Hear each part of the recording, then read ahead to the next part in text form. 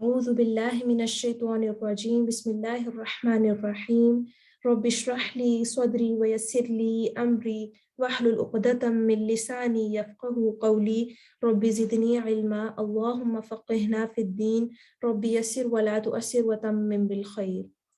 पारा 16 दूसरा रूप सूर्य मरियम आयत नंबर 21 से लेकर 98 तक आज हम इंशाल्लाह दोहराई करेंगे. बिस्मिल्लाहिर्रहमानिर्रहीम. हज़रत ईसा अलैहिस्सलाम की पैदाइश के बाद हज़रत मरियम अलैहिस्सलाम बहुत हैरत से आयत नंबर 20 में सवाल कर रही थी कि क़ालत अन्ना यकूनु ली गुलामुन वलम यमससनी बशर, मेरे यहाँ बेटा कैसे हो सकता है जबकि मुझे किसी बशर ने छुआ तक नहीं और ना ही मैं कोई बदचलन औरत हूँ. आयत नंबर 21 में जवाब दिया जा रहा है क़ाल कज़ालिकी क़ाल रब्बुकी हुवा अलैया हय्यिन, उस फरिश्ते ने कहा कि ऐसा ही होगा, आपका रब फरमाता है कि ये मुझ पर बहुत आसान है. क्या आसान है? हज़रत ईसा अलैहिस्सलाम की पैदाइश बगैर बाप के ये अल्लाह ताला पर बहुत आसान है और ये ऐसे ही होगा, ये अल्लाह ताला का हुक्म है. वलिनजअलहु आयतन लिन्नासी, और ताकि हम बना दे इसको, किसको? बच्चे को, हज़रत ईसा अलैहिस्सलाम को बना दे निशानी लोगों के लिए और रहमत हमारी तरफ से. हज़रत ईसा अलैहिस्सलाम को मोजज़ा और अपनी तरफ से रहमत बना दे. वकाना अम्रम मक़ज़िया, और ये फैसला हो चुका है, ये मामला तयशुदा है. हज़रत ईसा अलैहिस्सलाम को बहुत से मौज़ात अता किए गए, जैसे बग़ैर बाप के उनकी पैदाइश और उसके बाद आसमान की तरफ उनका उठा लिया जाना. ये सब हज़रत ईसा अलैहिस्सलाम के को अता किए हुए मौज़ात हैं और इसी वजह से हज़रत ईसा अलैहिस्सलाम की शख्सियत भी मुमताज़ थी. आयत नंबर 22 फहमलतहु, फिर उसने उसको उठा लिया तो वो हामला हो गई उस बच्चे से, फिर वो अलग हो गई उसके साथ एक दूर जगह यानी जंगल में. वो हज़रत मरियम अलैहिस्सलाम बहुत परेशान थी और कि वो दुनिया का, लोगों का किस तरह सामना करेंगी. इसी परेशानी में वो उन्होंने तन्हाई इख्तियार कर ली और वो बैतुल लहम चली गई. बैतुल लहम वो जो हैकल सुलेमानी से 8 मील के फासले पर था. आयत नंबर 23 फ़अजाअहल मख़ाज़ु, फिर ले आया उसे दर्द-ए-ज़ा खजूर के तने की तरफ. मरियम ने कहा, ए काश के मैं मर जाती इससे पहले और मैं हो जाती भूली बसरी, यानी बेनामो निशान.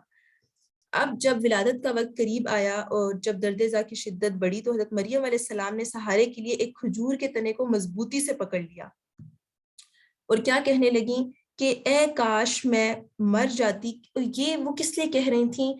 वो उस खौफ से भी कह रही थी कि मैं बच्चे को लेकर अपनी कौम का सामना किस तरह करूंगी, लोगों को क्या मुंह दिखाऊंगी.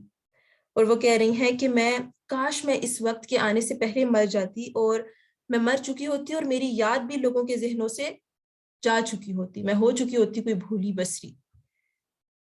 आगे क्या कहा जा रहा है, फिर पुकारा उसे फरिश्ते ने उसके नीचे से कि तू गम ना कर. अब इसमें मुख्तलिफ आरा हैं. एक राय ये है कि फरिश्ता कहीं नीचे की तरफ था, वो ऊपर थी तो फरिश्ते ने उनको पुकारा नीचे की तरफ से. या ये भी कहा जाता है कि यहाँ पर इससे मुराद हज़रत ईसा अलैहिस्सलाम है और वो क्या कह रहे हैं, अल्लाह तहज़नी, कि तू गम ना कर. अपनी वालदा को कह रहे हैं कि आप गम ना करें. क़द जअल रब्बुकी तहतकी सरिया, आपके रब ने आपके कदमों के नीचे एक चश्मा रवां कर दिया है, यानी आपके लिए आसानी कर दी है. यहाँ पर ये आयत दरअसल एक तरह से हज़रत मरियम अलैहिस्सलाम का हौसला, उनकी हिम्मत बढ़ाने के लिए है.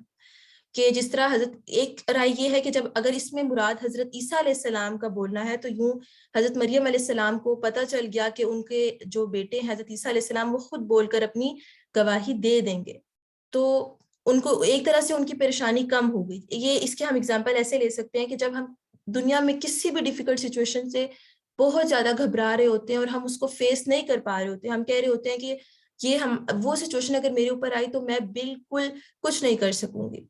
अगर हम उस सिचुएशन के कुछ हिस्से ओवरकम कर लें, लाइक अगर हमें उसकी कुछ बातें ऐसी पता चल जाएं जो हम आराम से कर सकते हैं, तो एक तरह से वो हमें स्ट्रेंथ देते हैं, वो हमें करेज देते हैं कि जब हम उस सिचुएशन में हों तो वो हमें हेल्प आउट कर सके. यही हाल हुआ हज़रत मरियम अलैहिस्सलाम की कि जब उनको पता चल गया कि हज़रत ईसा अलैहिस्सलाम खुद बोलकर लोगों को गवाही दे सकते हैं, तो वो उनके अंदर ताकत आई, उनके अंदर हिम्मत आई कि वो लोगों का सामना कर सकती हैं. आयत नंबर 25 وَهُزِّي إِلَيْكِ بِجِذْعِ النَّخْلَةِ، اور تو ہلا اپنی طرف کھجور کے تنے کو تو وہ گرائیں تجھ پر تازہ پکی ہوئی کھجوریں. اب ان کو حل بتایا جا رہا ہے کہ جو ان کے لیے اس سچویشن میں ہیلپ فل ہوگا. آیت نمبر 26، بس آپ کھائیے اور پیئے اور اپنی آنکھیں ٹھنڈی کیجئے. فَإِمَّا تَرَيِنَّ مِنَ الْبَشَرِ أَحَدًا، اور اگر آپ دیکھیں کسی آدمی کو اور وہ آپ سے پوچھیں تو اس سے اشارہ کر دیجئے کہ میں نے نظر مانی ہے رحمان کے لیے روزے کی، لہٰذا میں بات نہیں کروں گی آج کسی بھی انسان سے. حضرت مریم علیہ السلام اب تمام معجزات دیکھ کر چشمے کا جاری ہو جانا، حضرت عیسیٰ علیہ السلام کا بول پڑنا اور کھجور کے تنے کو ہلانا تو اس سے تازہ پکی کھجوروں کا گرنا، یہ سب کچھ دیکھ کر ان کے اندر حالات کا مقابلہ کرنے کی جرت پیدا ہوئی اور انہوں نے فیصلہ کر لیا کہ وہ بچے کو لے کر اپنی قوم اپنی بستی میں آ جائیں گی. اب یہ جو یہاں پر کہا گیا ہے کہ جو بھی تم جس بھی بشر کو دیکھو تو اس سے کہہ دو کہ میں نے رحمان کے لیے روزے کی نظر مانی ہے، تو ان کی شریعت میں روزے کی حالت میں کھانے پینے کے ساتھ بات چیت کرنے پر بھی پابندی ہوتی تھی. لہٰذا اس سے کہہ دو کہ میں نے رحمان کے لیے نظر مانی ہے تو میں ہرگز آج بات نہیں کر سکتی. آیت نمبر 27، پھر وہ لے آئی اس کو اٹھائے ہوئے اپنی قوم کے پاس. جس سچویشن کا انہیں سب سے زیادہ ڈر تھا کہ وہ اس کو کبھی فیس نہیں کر سکتی، آخر کار ان میں اسٹرینتھ آئی اور وہ اللہ تعالیٰ کی مدد سے اللہ تعالیٰ نے ان کو جو معجزات دکھائے اور وہ حضرت عیسیٰ علیہ السلام کو اٹھا کر اپنی قوم کے پاس لوگوں کے پاس لے آئیں. قالوا یا مریم، ان سب نے کہا، ان کی قوم کے لوگوں نے کہا، اے مریم یقیناً تم ایک طوفان گھڑ لائی ہو. قوم کے تمام رویوں کا، ان کی باتوں کا حضرت مریم علیہ السلام کو پہلے سے ہی اندازہ تھا. ان کی قوم نے دیکھتے ہی باتیں کرنا شروع کر دیں اور کہنے لگے کہ تم نے یہ کیا غضب کیا، تمہاری گود میں یہ کس کا بچہ ہے، یہ تم نے کیا حرکت کر دی. مختلف قسم کی باتیں. آگے سے انہوں نے کہا، اے ہارون کی بہن، نہیں تھا تیرا باپ برا آدمی اور نہیں تیری ماں بدکار تھی. اور یہاں پر جو کہا گیا ہے یا اخت ہارونا، اس سے مراد یہ ہو سکتا ہے کہ ہارون نامی کوئی ان کا بھائی تھا جس سے ان کو پکارا گیا ہے، یا حضرت ہارون علیہ السلام کی نسل سے ہونے کی وجہ سے ان کو یہاں پر اس نام سے پکارا گیا ہے. تو ان کو کہنے لگے کہ نہ تمہارا باپ ایسا تھا نہ تمہاری ماں ایسی تھی، تم نے یہ کیا کام کیا. آیت نمبر 29، حضرت مریم علیہ السلام نے آگے سے کیا کہا. انہوں نے اس بچے کی طرف اشارہ کر دیا. ان کو جو بتایا گیا تھا کہ وہ خاموش رہیں اور وہ جانتی تھی کہ حضرت عیسیٰ علیہ السلام خود گواہی دے دیں گے، تو انہوں نے صرف حضرت عیسیٰ علیہ السلام کی طرف اشارہ کر دیا. تو لوگ کہنے لگے، کیف نکلم من کان فی المہد صبیا، ہم اس سے کیسے بات کریں، اس چھوٹے سے بچے سے، اس گود میں پڑے ہوئے بچے سے ہم کیسے بات کریں. قال انی عبد اللہ، بچہ پنگھوڑے میں، بچہ گود میں بول پڑا، میں اللہ کا بندہ ہوں. انی عبد اللہ آتانی الکتاب وجعلنی نبیا، اس نے مجھے دی ہے کتاب اور مجھے نبی بنایا ہے. وجعلنی مبارکا اینما کنت واوصانی بالصلاة والزکاة، اور بنایا ہے مجھے بابرکت جہاں کہیں بھی میں ہوں، اور اس نے مجھے وصیت کی ہے نماز اور زکوٰۃ کی جب تک میں رہوں زندہ. حضرت عیسیٰ علیہ السلام خود بول کر بتا رہے ہیں کہ اللہ تعالیٰ نے مجھے نماز کی اور زکوٰۃ کی وصیت کی ہے. کب تک؟ جب تک میں زندہ رہوں. اور مجھے بنایا ہے نیکی کرنے والا اپنی والدہ کے ساتھ، احسان کرنے والا، بھلائی کرنے والا اپنی والدہ کے ساتھ. وَلَمْ يَجْعَلْنِي جَبَّارًا شَقِيًّا، اور نہیں اس نے مجھے بنایا تندخو، بدبخت، سرکش، اس نے مجھے نہیں بنایا. اور سلام ہے مجھ پر جس دن میں پیدا کیا گیا، جس دن میں جنا گیا، اور جس دن میں مروں گا، اور جس دن مجھے اٹھایا جائے گا زندہ کر کے، جس دن مجھے قیامت کے وقت مجھے دوبارہ زندہ کیا جائے گا. ان تینوں دنوں پر سلامتی ہو. ذَلِكَ عِيسَى ابْنُ مریم، یہ ہے عیسیٰ ابن مریم. قول الحق، یہ ہے حق کی بات، یہ ہے سچی بات جو قرآن نے خود بتائی ہے. یہی صرف اتنی ہی بات ہے جو قرآن نے بتائی ہے. الذی فیہ یمترون، جس میں وہ شک کرتے ہیں. اس کے علاوہ جو باقی عقائد ہیں، جو باقی باتیں من گھڑت ہیں، ان میں جو یہ شک کرتے ہیں، قرآن نے جتنی بات کر دی قول الحق، قرآن کی بات جھوٹی نہیں ہو سکتی، قرآن کی بات ڈینائی نہیں کی جا سکتی. ما کان للہ ان یتخذ من ولد، اللہ تعالیٰ کو کہ یہ شایان شان نہیں ہے، اس کو یہ لائق نہیں ہے کہ وہ بنائے اولاد. سبحانہ، پاک ہے وہ، اللہ تعالیٰ کو یہ زیب نہیں دیتا. حضرت مسیح علیہ السلام جو حضرت عیسیٰ علیہ السلام کی ولادت کے سلسلے میں اللہ تعالیٰ نے صرف کن کہا اور ان کی پیدائش ہو گئی. تو یہ کیسے جو عقیدہ من گھڑت عقیدہ ہے کہ نعوذ باللہ حضرت عیسیٰ علیہ السلام اللہ تعالیٰ کی اولاد ہیں. اللہ تعالیٰ وہ پاک ہے، اللہ تعالیٰ کے شایان شان نہیں کہ وہ اولاد بنائے. جب وہ فیصلہ کرتا ہے کسی کام کا تو وہ کہتا ہے کن فیکون، پس وہ ہو جاتا ہے. صرف کن کہنے کی دیر ہوتی ہے اور کام پایا تکمیل تک پہنچ جاتا ہے. آیت نمبر 36، وَإِنَّ اللَّهَ رَبِّي وَرَبُّكُمْ، بے شک اور اللہ ہی میرا رب ہے، یہ ہے میرا رب اور تمہارا رب بھی. فَاعْبُدُوهُ، پس تم سب اس کی عبادت کرو. اللہ تعالیٰ کو رب ماننے کا تقاضا کیا ہے؟ کہ اس کی عبادت کی جائے. عبادت صرف ظاہری عبادت نہ کی جائے، دل سے، قول سے، ہر طرح سے اللہ تعالیٰ کی عبادت کی جائے. هَذَا صِرَاطٌ مُسْتَقِيمٌ، یہ ہے سیدھا راستہ، یہ ہے صراط مستقیم جس پر چل کے تم جنت میں داخل ہو سکتے ہو.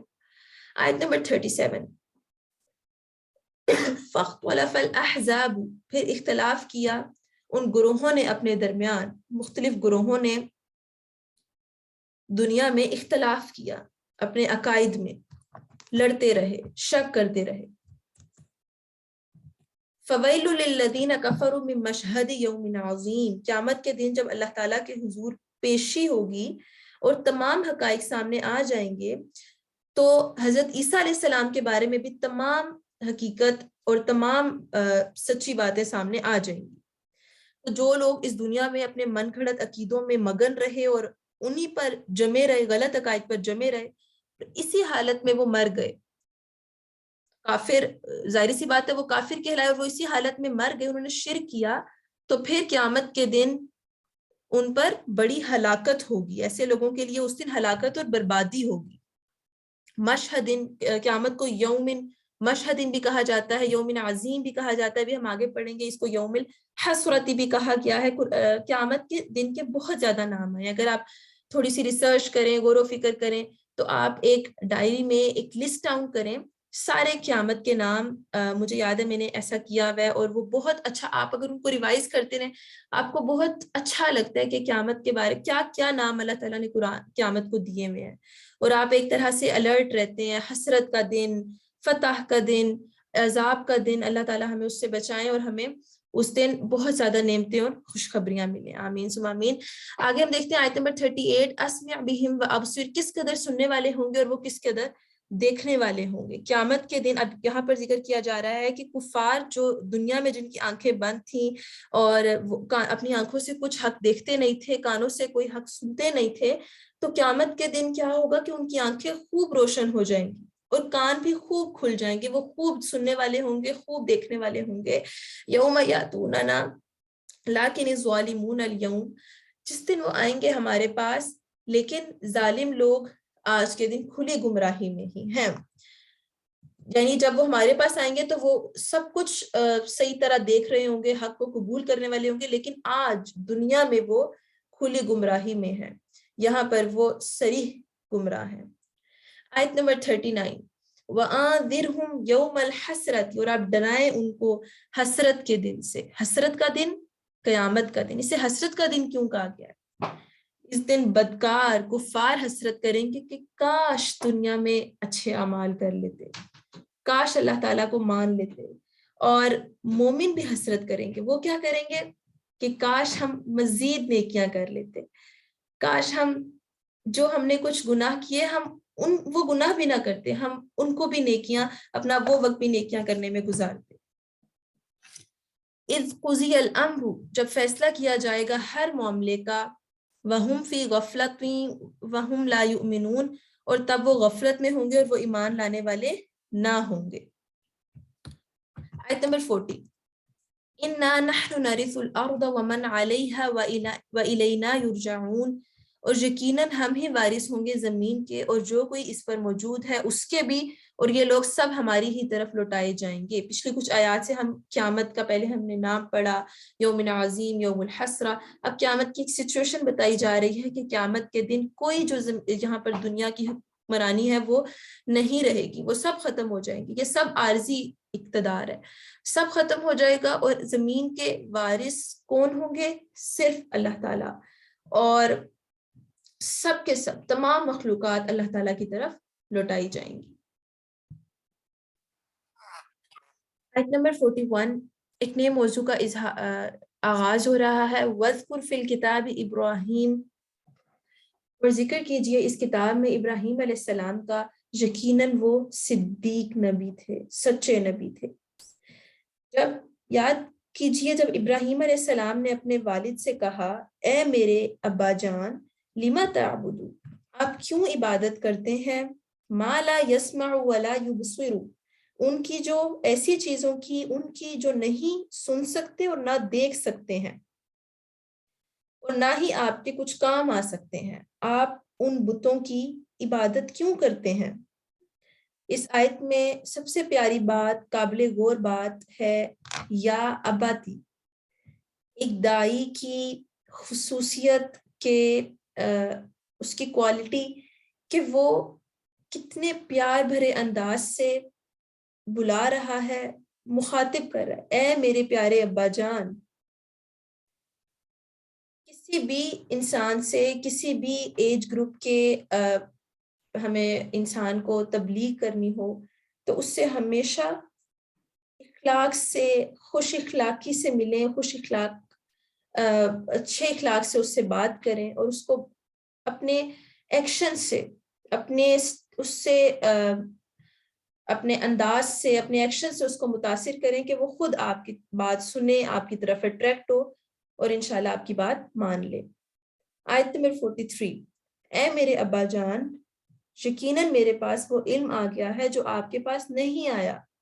اللہ تعالیٰ نے بذریعہ وحی حقائق سے، حق سے مجھے آگاہ کیا ہے، میرے پاس وہ ہدایت آ گئی ہے۔ فَاتَّبِعْنِي أَهْدِكَ صِرَاطًا سَوِيًّا، بس آپ میری پیروی کیجئے، بس آپ میرے پیچھے چلیے، میں آپ کو سیدھا رستہ دکھاؤں گا۔ حضرت ابراہیم علیہ السلام شیورٹی دے رہے ہیں اپنے والد کو کہ بس آپ میرے پیچھے آنا شروع کریں، میں آپ کو سیدھے رستے کی طرف لے جاؤں گا، رہنمائی کر دوں گا آپ کی۔ اے میرے ابا جان، لا تعبد الشیطان، آپ شیطان کی بندگی نہ کیجئے، شیطان کی فرما برداری نہ کیجئے، بے شک شیطان رحمان کا نافرمان ہے، اللہ تعالیٰ کے ساتھ بغاوت اور سرکشی کا ارتکاب کر چکا ہے، اس کی فرما برداری مت کیجئے۔ اے میرے ابا جان، انی اخاف ان یمسک، مجھے خوف ہے کہ رحمان کی طرف سے کوئی عذاب آپ کو آ پکڑے گا، فتکون للشیطان ولیا، پھر آپ شیطان ہی کے ساتھی بن کر رہ جائیں گے۔ پہلے حضرت ابراہیم علیہ السلام اپنے والد کو سمجھا رہے ہیں کہ آپ میری پیروی کیجئے، اور ساتھ ہی ان کو کہہ رہے ہیں کہ مجھے ڈر ہے کہ آپ کو رحمان کا عذاب نہ پکڑ لے۔ ان کے لیے کیئر، ان کے لیے پیار ظاہر ہو رہا ہے ان کی باتوں میں۔ حضرت ابراہیم علیہ السلام کا اتنا پیار بھرا انداز جس سے وہ ان کو دعوت دے رہے ہیں، اور آگے ان کے والد کیا جواب دے رہے ہیں، قال اراغب انت عن آلہتی یا ابراہیم، اے ابراہیم کیا تم کنارہ کشی کر رہے ہو میرے معبودوں سے؟ اگر تم اس سے باز نہ آئے تو میں تمہیں سنسار کر دوں گا۔ تم یہ جو دوسرے اللہ کی عبادت کرنا شروع ہو گئے ہو، اگر تم اس سے باز نہ آئے، لأرجمنک، میں تجھے سنسار کر دوں گا اور میں تجھے چھوڑ دوں گا ہمیشہ کے لیے۔ آگے سے حضرت ابراہیم علیہ السلام کا جواب دیکھیے۔ حضرت ابراہیم علیہ السلام نے اتنے سخت انداز کے جواب میں کون سا رویہ اختیار کیا؟ مؤدبانہ، پیار بھرا انداز، کیا کہہ رہے ہیں کہ میں آپ کے لیے قال السلام علیک، سلامتی ہو آپ پر، سأستغفر لک ربی، صرف سلامتی ہی نہیں، اس سے بڑھ کر کے میں آپ کے لیے مغفرت کی دعا بھی مانگوں گا، اپنے مہربان رب سے دعا کرنے کا وعدہ بھی کر لیا، انہ کان بی حفیہ، مجھ پر میرا رب بہت مہربان ہے، وہ میری دعا ضرور سنے گا۔ خیر اس کے بعد جب حضرت ابراہیم علیہ السلام پر واضح کر دیا گیا تھا کہ ان کے لیے دعا مانگنا جائز نہیں، تو پھر انہوں نے معافی مانگ لی تھی۔ آیت نمبر 48، وَأَعْتَزِلُكُمْ، اور میں کنارہ کشی کرتا ہوں۔ اب پہلے انہوں نے ان کے لیے دعا دی، ان پر سلامتی دی، اور ساتھ ہی کلیئر کر دیا کہ میں ان بتوں کی پیروی نہیں کرنے والا، میں کنارہ کشی کرتا ہوں ان سے جنہیں تم پکارتے ہو اللہ تعالیٰ کے سوا۔ وَأَدْعُو رَبِّي، میں صرف پکارتا ہوں اپنے رب کو،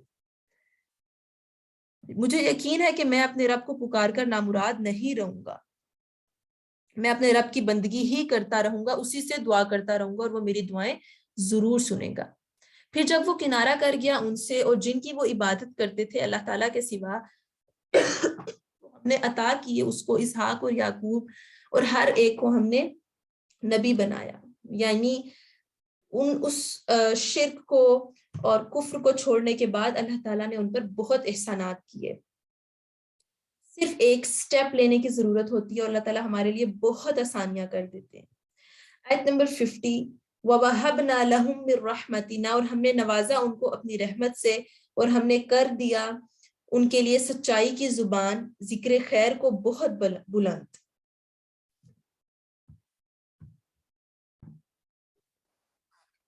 آیت نمبر 51، وَاذْكُرْ فِي الْكِتَابِ موسیٰ، اور ذکر کیجئے کتاب میں موسیٰ کا، بلا شبہ یقیناً وہ اللہ تعالیٰ کے خاص کیے گئے تھے اور سچے نبی تھے۔ پہلے خلیل اللہ حضرت ابراہیم علیہ السلام کا ذکر کرنے کے بعد اب ذکر کیا جا رہا ہے کلیم اللہ حضرت موسیٰ علیہ السلام۔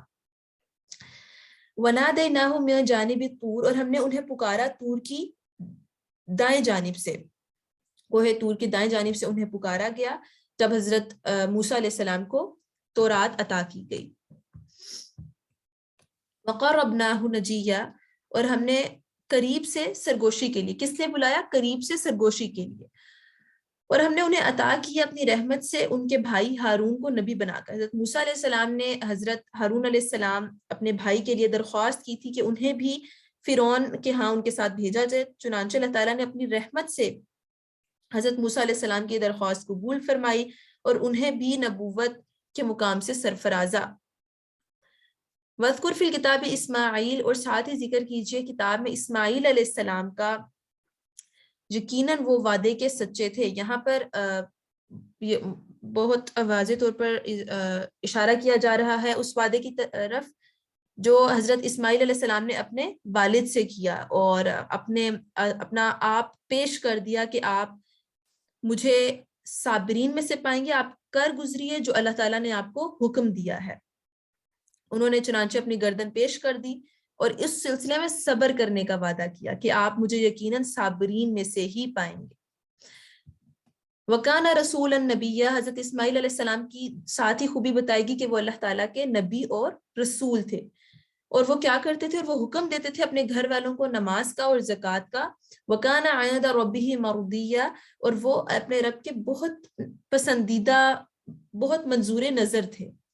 وَاذْكُرْ فِي الْكِتَابِ ادریس، اور ذکر کیجئے کتاب میں ادریس علیہ السلام کا، بے شک وہ سچے نبی تھے اور ہم نے انہیں بلند مقام، بلند درجہ عطا فرمایا تھا۔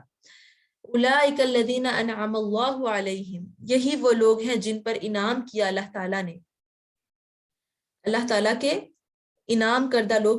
سورہ نساء میں ہم پڑھ کر آئے کہ جو منعم علیہم، اللہ تعالیٰ کے جو انعام کردہ لوگ کون؟ انبیاء، صدیقین، شہداء، صالحین۔ یہ چار کیٹیگریز میں سے یہاں پر ذکر کیا جا رہا ہے پہلی کیٹیگری جو کہ سب سے اعلیٰ ترین طبقہ ہے انبیاء کا، نبیوں میں سے، آدم کی اولاد میں سے، اور ان کی نسل میں سے جنہیں ہم نے اٹھایا نوح علیہ السلام کے ساتھ، اور ابراہیم اور اسرائیل کی اولاد میں سے، اور ان میں سے جنہیں ہم نے ہدایت دی اور ہم نے چن لیا۔ جب پڑھی جاتی تھی ان پر رحمان کی آیات تو وہ گر پڑتے تھے سجدہ کرتے ہوئے اور روتے ہوئے۔ یہ آیت سجدہ ہے، یہاں پر سجدہ کرنا لازم ہے۔ آیت نمبر 59 فَخَلَفَ مِن بَعْدِهِمْ خَلْفٌ أَضَاعُوا الصَّلَاةَ، پھر جانشی ہوئے ان کے بعد کچھ ناخلف برے لوگ. یہ آیت بہت قابل غور آیت ہے کہ ان کے بعد کچھ لوگ ایسے آئے اضاعوا الصلاۃ، انہوں نے ضائع کرنا شروع کر دی نماز، اور انہوں نے پیروی شروع کر دی اپنی خواہشات کی، تو عنقریب وہ ملیں گے گمراہی کی سزا کو. اپنا جائزہ لینا ہے کہ کہیں ہم وہ لوگ تو نہیں جو اپنی نمازیں ضائع کر رہے ہیں، اپنی نفسانی خواہشات، اپنی دنیاوی خواہشات کے پیچھے ہم اپنی نمازوں کو چھوڑ رہے ہیں، قضا کر رہے ہیں. تو پھر اس کا انجام بتا دیا گیا، عنقریب گمراہی کی سزا کو وہ جا ملیں گے، سوائے ان لوگوں کے اگر ایسا ہو گیا ہے ما تاب و آمن و عمل صالحا، توبہ کر لی جائے، ایمان لے آیا جائے، نیک اعمال کیے جائیں. فاولئک یدخلون الجنۃ، تو وہ لوگ پھر جنت میں داخل ہوں گے اور ان پر ذرا بھی کچھ ظلم نہیں کیا جائے گا. جنت کون سی؟ ہمیشگی کے باغات، ہمیشگی کی جنت جس کا وعدہ کیا ہے رحمان نے اپنے بندوں سے، بالغیب، بن دکھائے. ایسا وعدہ ہے کہ پہلے دیکھا نہیں ہے، ان سین وعدہ ہے، اور وہ وعدہ بہت حسین وعدہ ہے.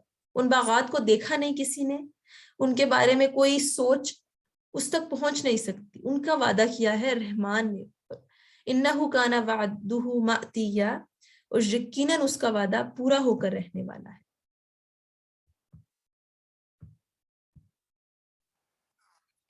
آیت نمبر 62 ایسے باغات لا يسمعون فیہا لغوا الا سلاما، جس میں نہیں وہ سنیں گے کوئی لغو بات مگر سلام ہی. ہر طرف سے سلام سلام کی آوازیں آ رہی ہوں گی جنت میں، اور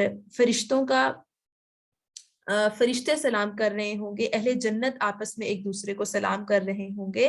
اور وَلَهُمْ رِزْقُهُمْ فِيهَا بُكْرَةٌ وَعَشِيًّا، اور ان کے لیے ان کا رزق ہوگا صبح اور شام.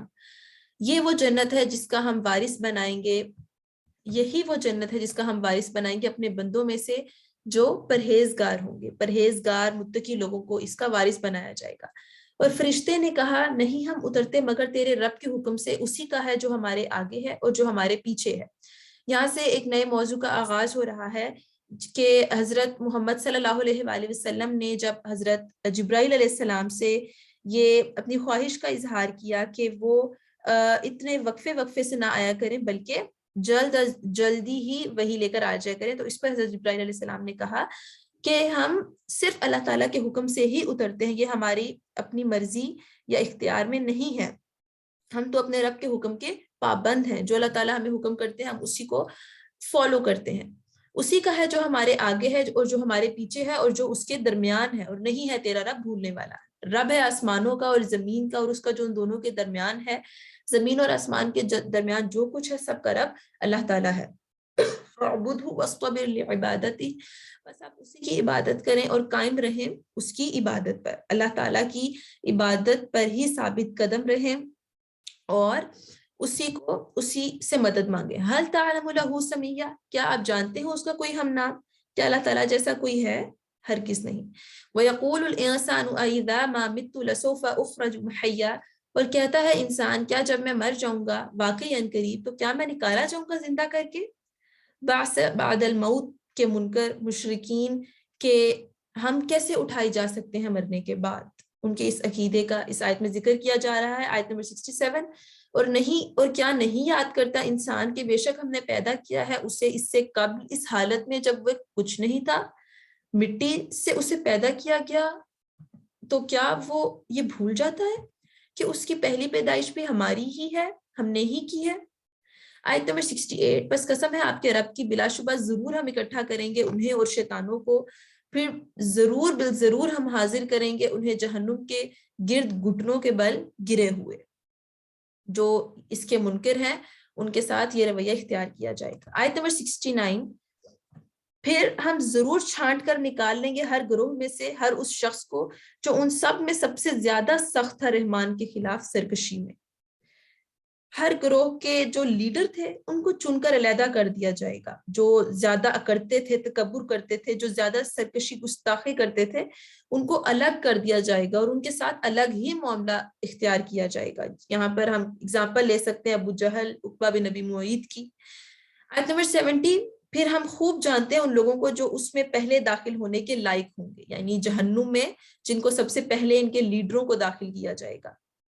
اور تم میں سے کوئی بھی ایسا نہیں جو اس پر وارد نہ ہو، یہ آپ کے رب کا حتمی فیصلہ ہے. کس پر وارد نہ ہو؟ اس آیت کا اشارہ ہے، بہت سے مفسرین یہی کہتے ہیں کہ اس سے مراد پل صراط ہے، جس سے ہر انسان کو اس سے گزر کر جانا ہوگا. اس کے نیچے جہنم ہوگی، اور ایمان والے اہل ایمان کو تو اللہ تعالیٰ روشنی عطا کریں گے، ان کے تقویٰ کی روشنی ہوگی، جس کی مدد سے وہ چل کر سیدھا جنت میں داخل ہو جائیں گے. لیکن جو ہوں گے کفار اہل جہنم، وہ ٹھوکریں کھا کھا کر نیچے آگ میں گرتے جائیں گے. اور یہ اللہ تعالیٰ کا حتمی فیصلہ ہے، ہر انسان کو اس پر سے گزر کر جانا ہے. ثم ننجی الذین، ہم بچائیں گے کن لوگوں کو؟ اس سے جنہوں نے تقویٰ اختیار کیا. جو تقویٰ والے ہوں گے وہ آرام سے پل صراط سے گزر کر جنت میں داخل ہو جائیں گے، اور ہم چھوڑ دیں گے ظالموں کو اس میں گھٹنوں کے بل گرے ہوئے، جہنم میں وہ گرتے جائیں گے.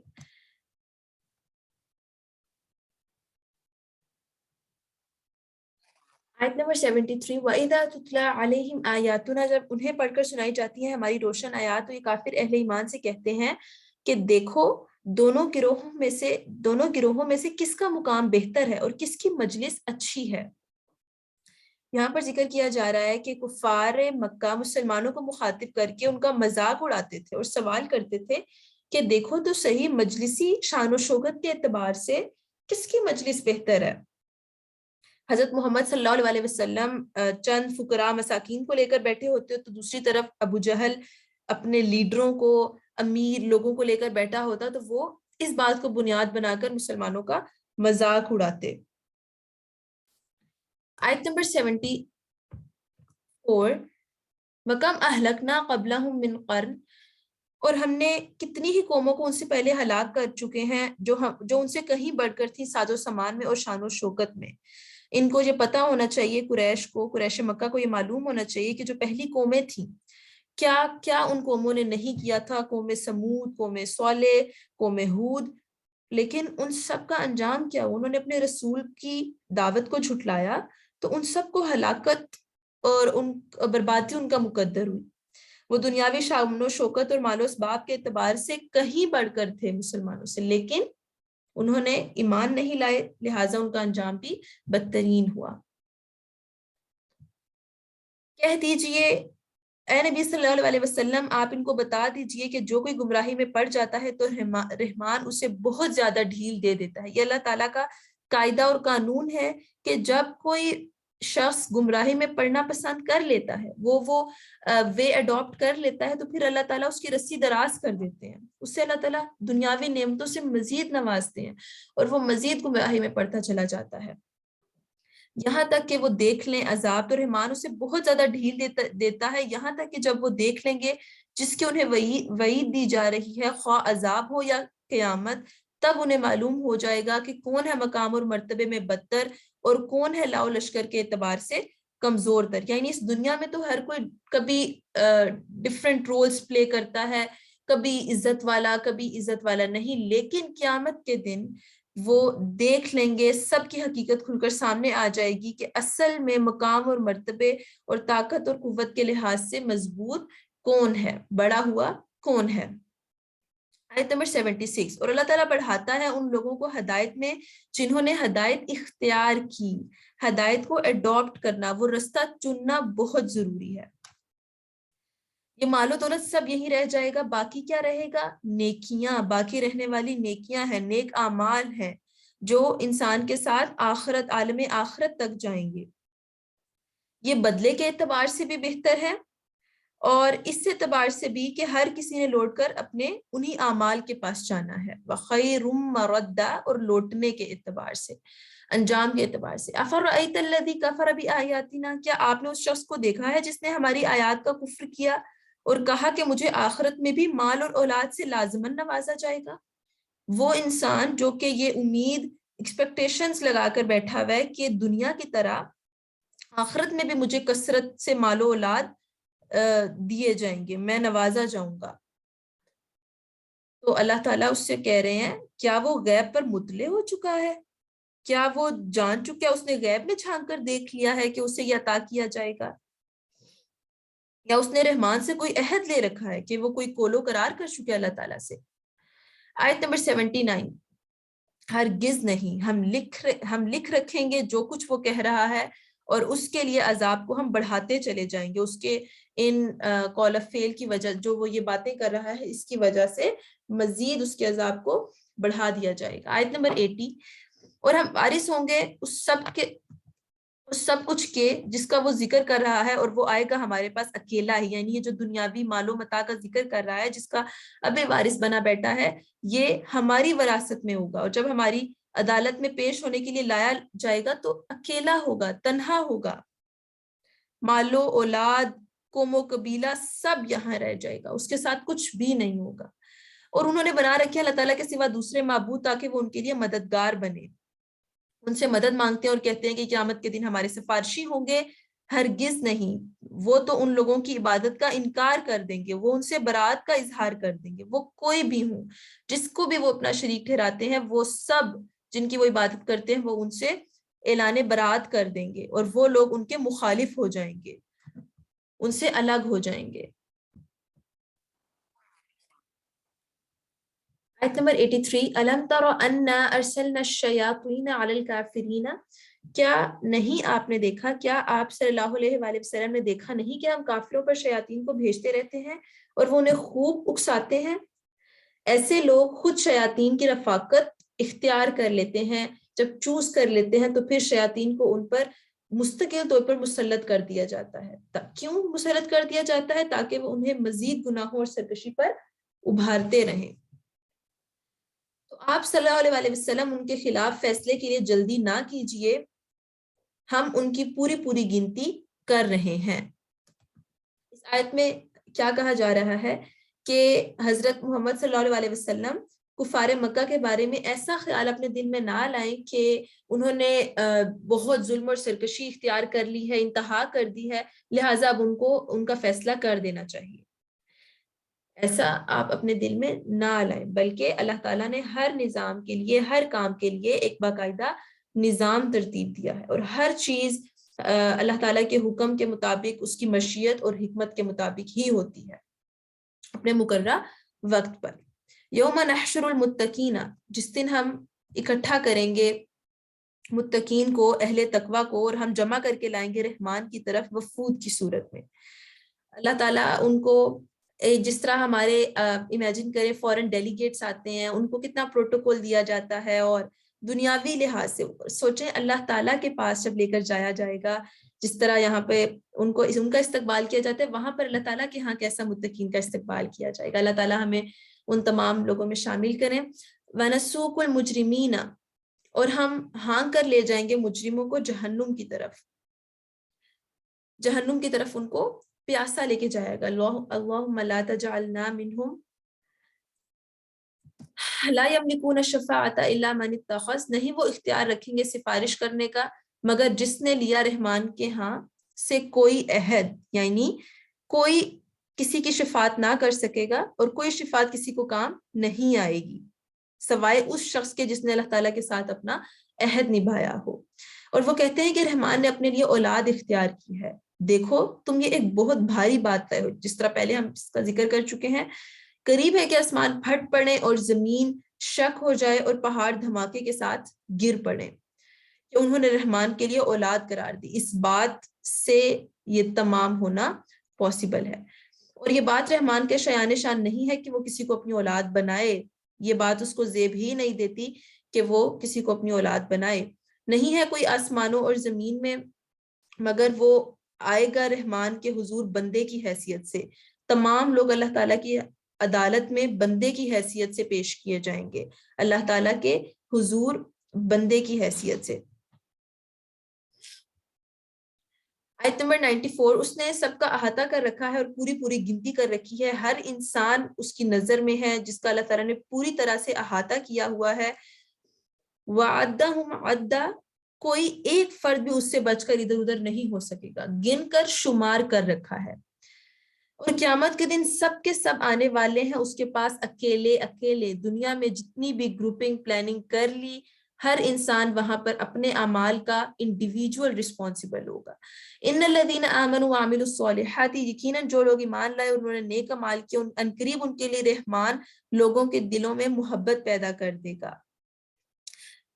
مومنین کے دلوں میں، اہل ایمان کے دلوں میں ایک دوسرے کی محبت پیدا کر دی جائے گی۔ یہ فرمان مکہ کے کٹھن حالات میں مومنین کے لیے خوشخبری تھی کہ بلا شبہ بھی اہل ایمان کے لیے بہت مشکل وقت ہے، انہیں ہر طرف سے مخالفت کا سامنا تھا، لیکن بہت جلد وہ وقت آئے گا جب یہی لوگ ان کے قائل ہوں گے، ان کے اخلاق کے قائل ہوں گے۔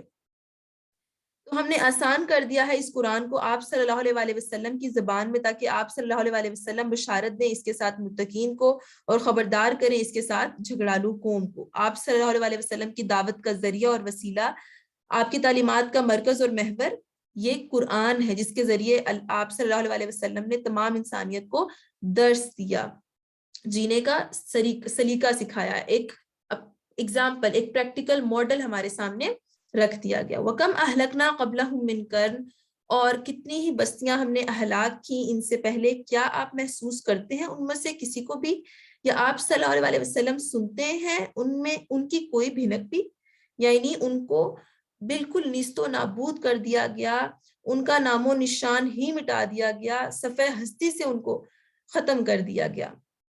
چنانچہ یہ جو قریش مکہ آج کفر و سرکشی میں حد سے بڑے جا رہے ہیں، یہ اس سے نصیحت حاصل کریں، یہ بھی اسی انجام سے دوچار ہو سکتے ہیں۔ یہاں پر ہماری آیات کمپلیٹ ہوتی ہیں۔ اللہ تعالیٰ سے دعا ہے کہ وہ ہمیں ان آیات کو اچھی طرح سے سمجھنے، یاد کرنے، ان پر عمل کرنے اور آگے پھیلانے کی توفیق دیں۔ میرے سے پڑھنے میں جانتے بوجھتے کوئی غلطی ہو گئی ہو تو اللہ تعالیٰ معاف فرمائیں۔ سبحانک اللہم و بحمدک، نشہد ان لا الہ الا انت، نستغفرک و نتوب الیک۔ السلام علیکم و رحمۃ اللہ وبرکاتہ۔